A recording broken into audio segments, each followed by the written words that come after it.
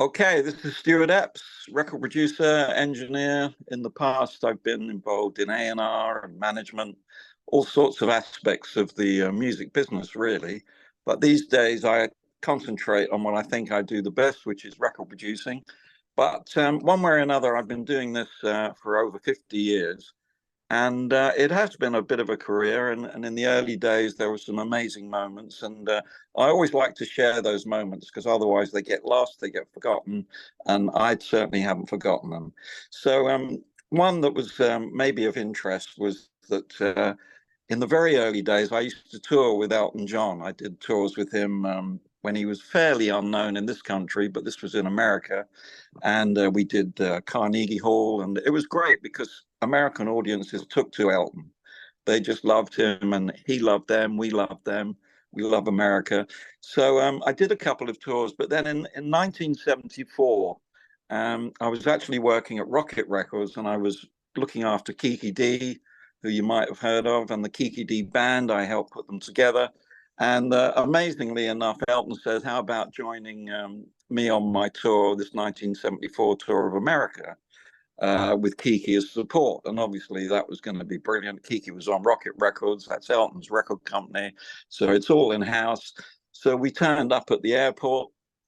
This was a little bit different to Elton's early tours. He had his own plane. You know, he had a 727, the Starship, that the Stones had used, all these bands, maybe U2, yeah, maybe U2, I'm sure they used it.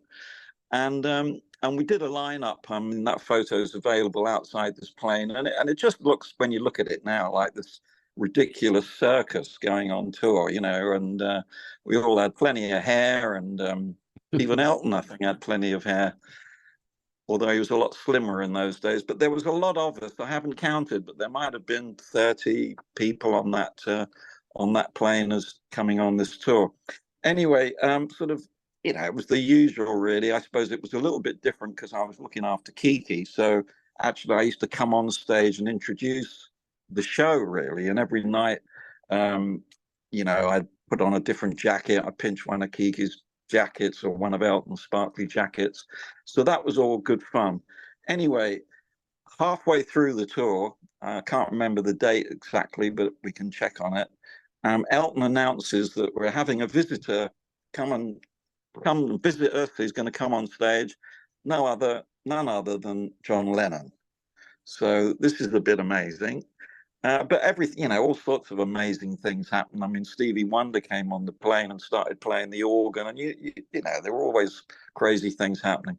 But anyway, we were looking forward to this, and the story goes, and I'll try and get it right, that Elton played on John Lennon's "Whatever Gets You Through the Night." It was on the Walls and Bridges album, and I guess they became mates. And Elton was in New York or somewhere, and he was playing on this track. And at some point, you know, Elton says, thinks he's doing him a favor. I shouldn't think he charged him for it, but he said, "Listen, if I'm doing this, if I'm doing this, my you know, my condition is that if it becomes a hit, if it becomes number one, in fact, I want you to come and sing with me on stage." And John, not crazy about this track, and just says, "Yeah, no problem," because he's just fairly convinced this is no way going to be a hit. Okay, so then I don't know what year that was, but we spin forward to 1974, and sure enough, it is a hit, and it does become number one. And Elton's now appearing at Madison Square Gardens. So he calls up John. He says, "Right, remember you said you'd come and do the gig. We're playing tomorrow night, or we're playing in a couple of nights. You said you'd come on stage." So he can't get out of it. So sure enough, at some point, John appears on the plane. Actually, he was with us for a day or two, and so we're sharing time with John Lennon, and he's just great. You know, he's quiet. I suppose anyone would be quiet, no matter how famous they were. And this mixture of Elton and Kiki and the band, and you know, all the usual bodyguards and all this. But anyway, he was very nice. He was all very pleasant. So the day of the gig comes, and I'm a complete Beatles fanatic. You know, I'm totally, you know, totally love the Beatles. So I'm sort of really shadowing John wherever he goes. You know, I just was hanging on, if you like. You know, I'll just stick with John, I think, for tonight, for today. And I end up in his dressing room, and he's actually with this lady, May Pang, who I don't know who she is, but he's obviously that, it's obviously his girlfriend. And there's only in fact, at this moment, there was only the three of us in the dressing room. There's me, John, and May Pang. And it's all very nice. I'm just thinking, I can't believe I'm in the dressing room with John Lennon. Anyway, there's a knock on the door. There's the knock. I go and open the door, and it's very obvious who this is. This is Yoko Ono, staring me in the face.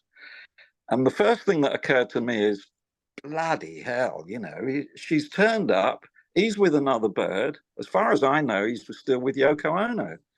So I'm thinking, what do I do? Do I close the door in her face? Do I say, sorry, there's no one in here? I don't know what to do. I think I wish I hadn't opened the door, basically.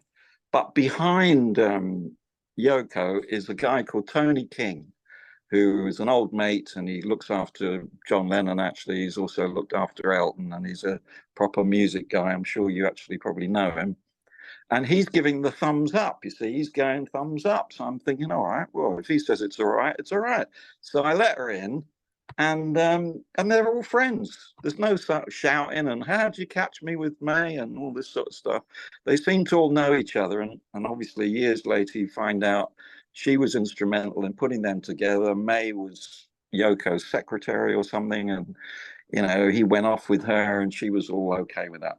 Anyway, so that was, and it also turns out, because you only find out these things years later, that this was the night that John got back together with Yoko. And well, maybe I had a hand in that. I don't know. If I hadn't opened the door, he might not have come in. Then again, he might not have got shot, because he might not. Anyway, get it in your resume. You're John Lennon's doorman. We won't go into that. Yeah. Anyway, following that, I'm still sort of tagging on to John, really, and it's time for him to go on stage. And I'm tagging on with him, kind of looking after him. I'm supposed to be in the management, and he's not got anyone else there. So I literally, and I know this is true, I didn't dream it.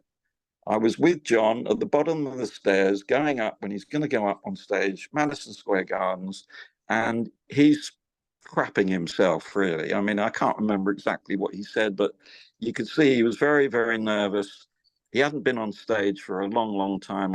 It was quite a few years, and he was nervous. And I'm thinking, must be mad, this is a Beatle here. He's done everything. He's been at Shea Stadium, for God's sake. But anyway, as he starts to go on stage, I do remember he said, "Well, here we go over the hill," like it's some sort of World War I or something. And I ran round so that I could catch the moment when he hit the stage, and the place just went absolutely bananas. I mean, Madison Square, you've been there. It's a brilliant venue. It went into white noise. It wasn't screaming. It was yelling. It was shouting, and it seemed to go on forever. But at some point, I guess it stopped, and Elton had introduced him, and they broke into Whatever Gets You Through the Night, the Beatles song, which actually Paul sang. John didn't sing that. And it was just the most amazing. I mean, Elton's gigs were always amazing, but having John Lennon on there, we were all focused on John, and it was just an amazing experience. Gus Studgeon was there, the producer. He was recording it, because the crazy thing is no one had phones in those days, so there was only a little bit of footage. There's no proper footage. I mean, in subsequent years, Elton films every concert he does, because the best concert, the most incredible one, there was no cameraman there. So there's very little footage, but there is, there's audio, because they actually released the tracks that they did. Whatever Gets You Through the Night. I think, did they do I Saw Her Standing There? I'm not sure.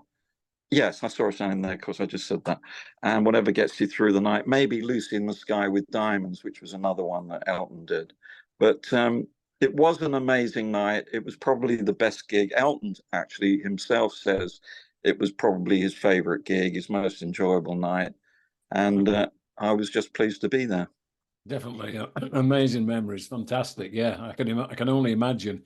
So yeah, you've worked with a whole bunch of people, Stuart, from Led Zeppelin. I mean, plenty of stories there. I don't know if you've seen any of the previous podcasts, but you know Henry Smith? No, I don't. I saw Henry was that you. Jimmy Page's roadie in the Yardbirds and then Zeppelin. So I've got some great stories about you know, working Ah, with brilliant. Jimmy and Bonzo. He's coming back for round two. You probably will have to as well yourself. So do you have any? Obviously, like you've worked with a lot of major bands across a long period of time. I mean, obviously the Lennon Elton John thing stands out straight away because you mentioned that when we were emailing. Um, Yeah, Looking back, you know, because when we get older, I feel that, you know, when the roller coaster stops, you really start to look back and appreciate it a lot more because you're not definitely. full on and wrapped up in the moment. But Yeah. like now, I really enjoy hearing people sharing the moments that rock their world. So Yes. I'm sure there's something else. Well, you mentioned Zeppelin. So I started at Gus Dudgeon built this incredible studio here in Cookham, where I still am in Berkshire. And he built that after, in fact, it was after this tour, this 1974 tour.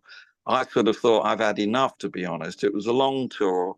I met a woman in Hawaii, actually on Maui, who lived in an ice cream van.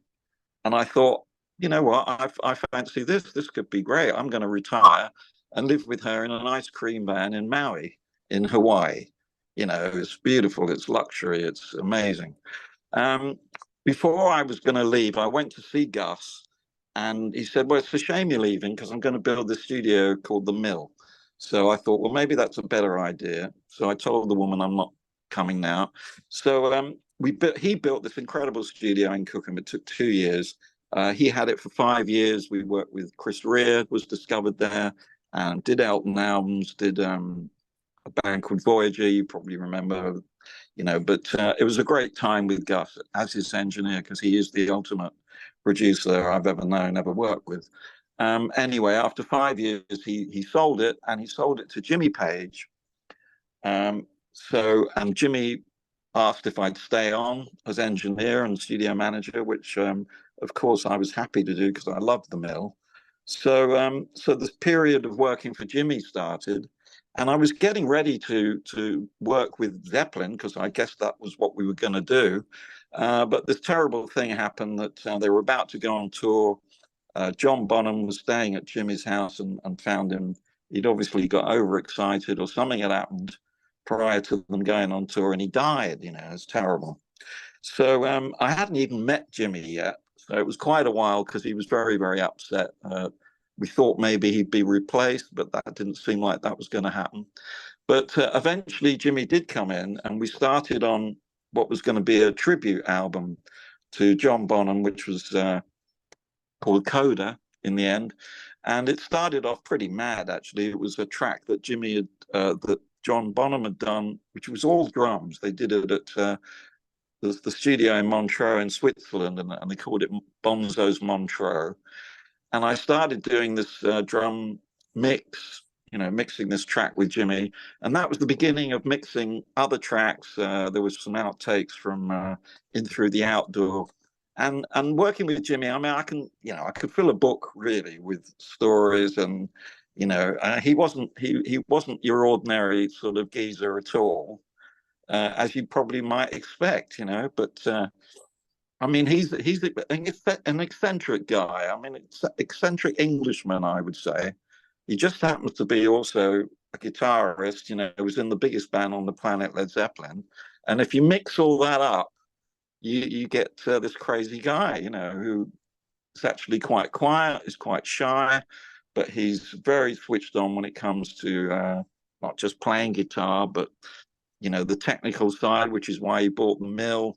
And we had you said just as we were starting here, you know, it's years ago and it's good to look back. And you tend to, when you look back, I'm sure you're the same, you only remember the high points, you know, all the crazy, mad points.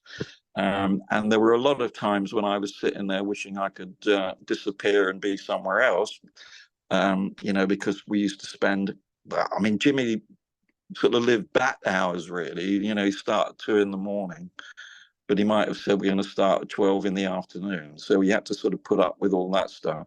But we did a band called The Firm. He put together a band with Paul Rodgers called The Firm, which was a brilliant, one way or another, great band, and great to work with these great people. Paul Rodgers, amazing singer. Were these on And we Swan did Song? Was this Swan Song? it. Do you know what? That's a very good question. I should think it probably was, but I'm absolutely no. I think it was for Atlantic actually. Yeah, I think it's a good point, but I think the Firm albums were on Atlantic, but I'm actually not sure. I'm not sure. Definitely the last Zeppelin album was, because I think that was why he almost did it, was because they had to fulfill a contractual whatever it was. So the other project I did was we did the music to Death Wish 2, which was this crazy film with Charles Bronson with the even more crazy Michael Winner as director, who I really liked though. He was a mad guy, and he'd met Jimmy. Apparently, he had the house next door, Jimmy's house in London, called the Tower House, and he reckons that he shouted at him over the fence or something. Fancy doing the sound on my next film. But Jimmy was amazing on that. I found he was very inventive. We used the Roland guitar synth, which was very new.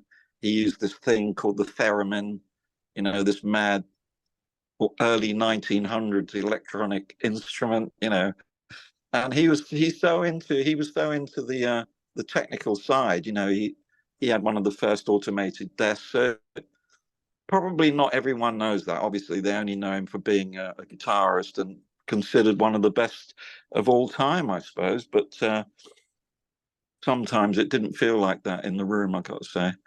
But he So always came how out. old were you around this time? Well, working for Jimmy, that was in the early 80s. It was about 81, yeah, 81 through 84. So, Oh, right. So you'd already served your apprenticeship. yeah, I would think so. Yeah. Well, I was going to retire at 23. I mean, I go to started Hawaii, yeah, yeah. I started at 15, so sort of chucked a lot of stuff into those early years, really. Well, that would have got a lot of press if you'd have enticed Jimmy Page out to Hawaii to record an album in an ice cream truck. Yeah, that would have been a yeah. So, I mean, what you were saying earlier, I probably would have swapped places with George Martin and just produced the Beatles. I think I'd have been happy with that.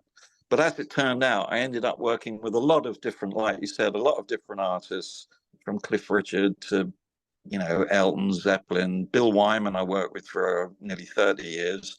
So it's a lot of different bands, a lot of different styles, the Rhythm Kings, and which I suppose was, well, it is good to have my name on all that different music and different Absolutely. projects. Yeah. But I'd have swapped with George on the Beatles, though, definitely. But obviously, the likes the people you work with, it wasn't just the people. I mean, you work with Led Zeppelin, you work with Peter Grant, you work with people who have like great infrastructure around them, and you get to understand why they're successful. You're kind of part of the puzzle. They put the right people in place.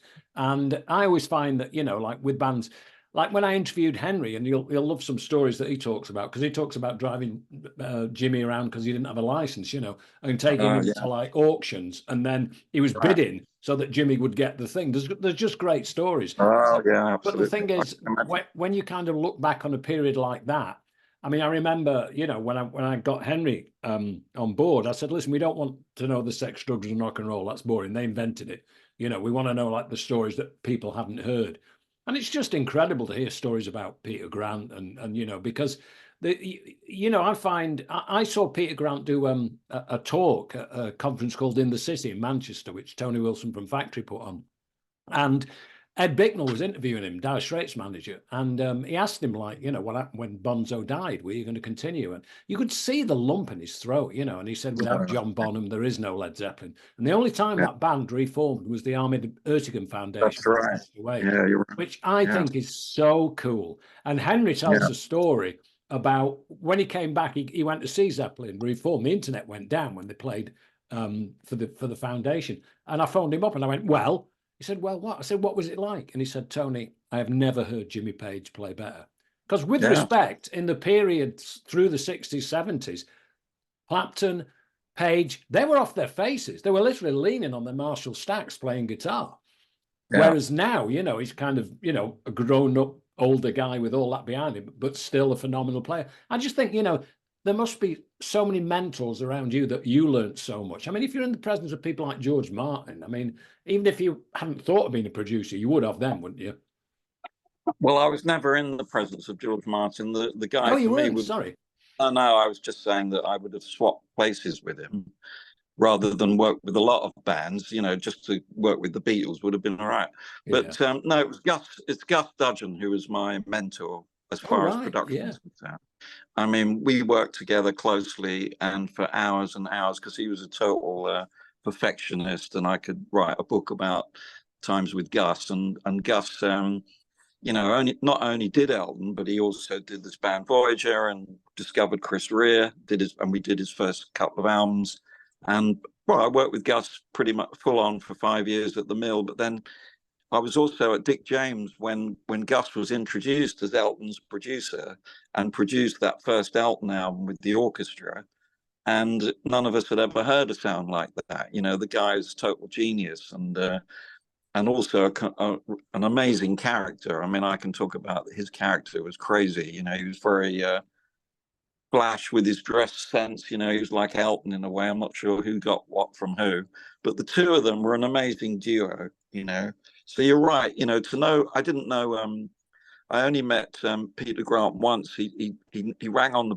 I was at the Mill. There was only me and Jimmy. Jimmy was in the control room. There's a ring at the bell. I go upstairs, open the door, and there's this massive figure. And I think to remember he was carrying a doctor's bag, but I might have got that wrong. But he looked very, very like, what the hell is this? And he's going, hello, I'm Peter Grant. Is Jimmy in? And I said, well, I'll go and have a look. And he looked at me like, I beg you, what are you?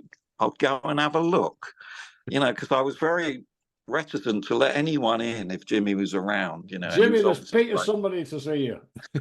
Yeah, there's Mr. Grant or someone. Anyway, that's the only time I met him. But I mean, when Jimmy owned the Mill, it was a commercial studio, but he kind of rented it to his friends. So his friends included George Harrison, Mick Fleetwood, and Bill Wyman, in 3 different occasions. And so, it was a great period. And also working with Atlantic Records, working with Phil Carson, who was running it. And then he introduced me to the first one was Vandenberg that I produced, the rock band, and then Twisted Sister, who I produced. And these were crazy guys, and they were great projects, really. So, but in later years, when you were talking about personalities, again, I got to work with Oasis. They came to book my studio, and that was an interesting one because actually wasn't a fan at all.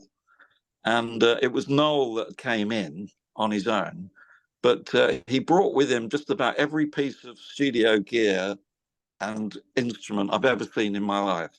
I mean, it was a big studio, but he brought like 120 guitars, drum kits, mellotrons, electric pianos, everything. He's so into equipment. And he'd already been working on this album On the Shoulders of Giants. But anyway, at some point he said, right, we're packing up, we're going home. He said, Liam's found out we're here. He's on his way. He'll come in, he'll trash the place. We better get out. So I thought, well, that's bloody nice. I haven't even paid for the second week yet.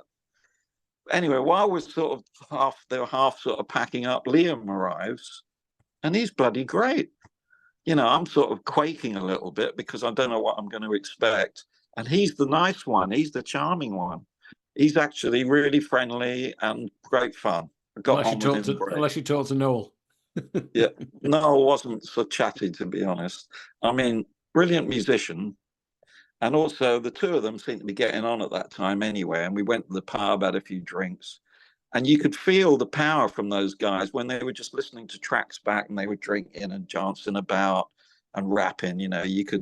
I could only imagine, I never saw the band, but you could imagine those two, the power behind that band. You got Liam. I mean, actually, Noel's not a bad singer either, but Liam is the lead singer and he's the front man, isn't he? So, and then you realize why they made it.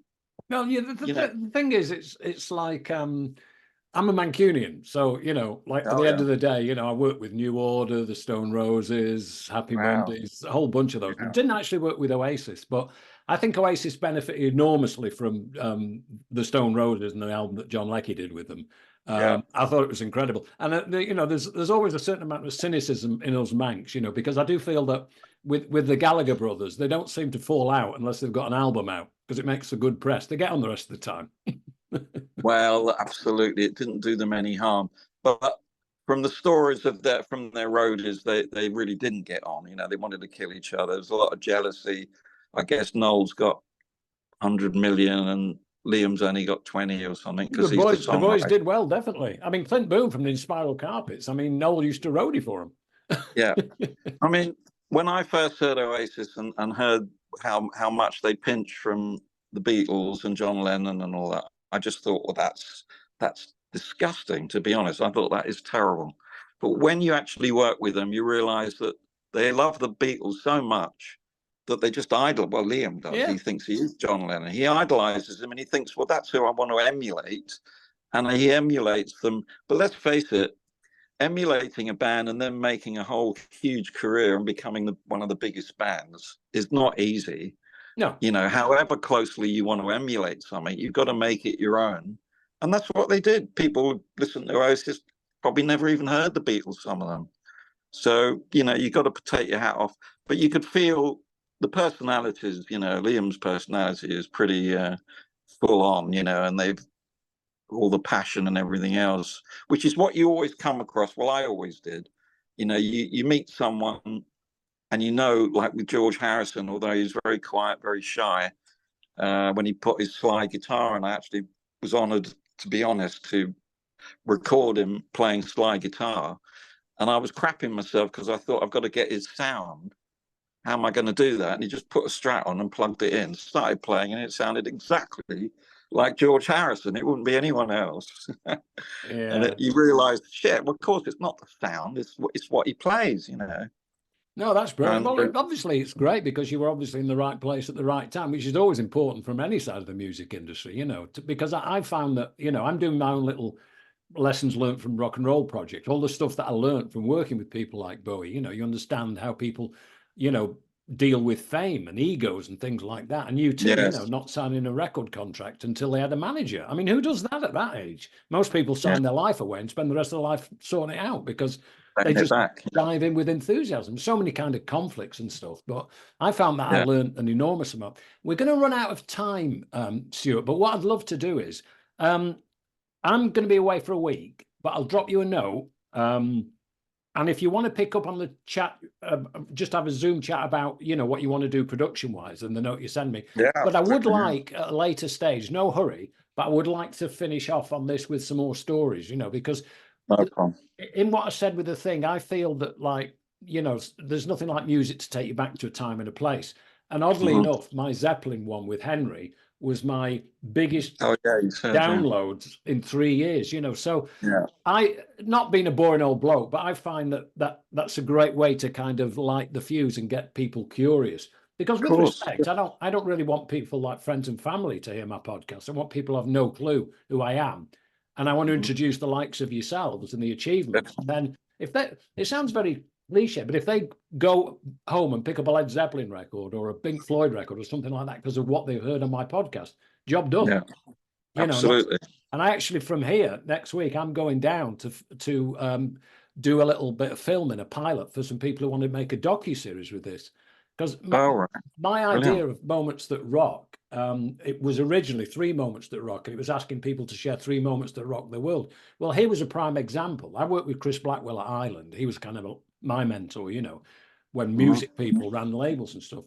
Now, Chris Blackwell lived on Goldeneye, which he bought off Bob Marley, and Bob Marley bought it off Sir Ian Fleming.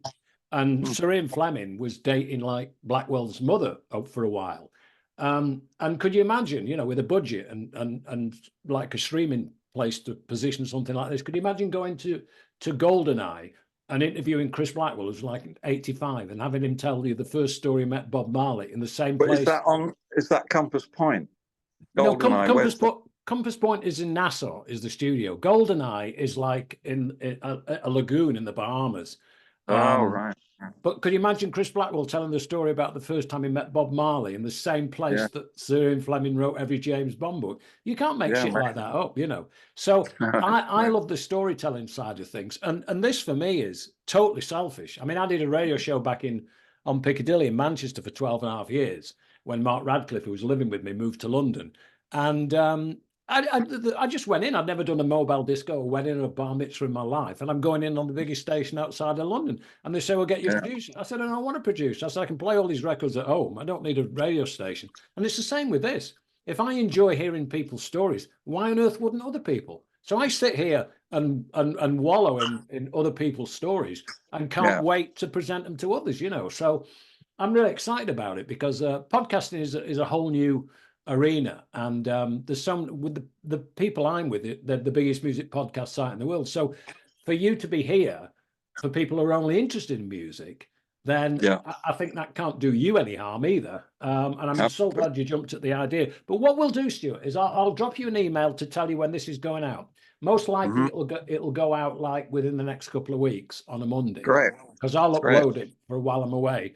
And then I'll drop you a note. And if you want to have a chat about your idea about the, you know, looking for more clients and stuff.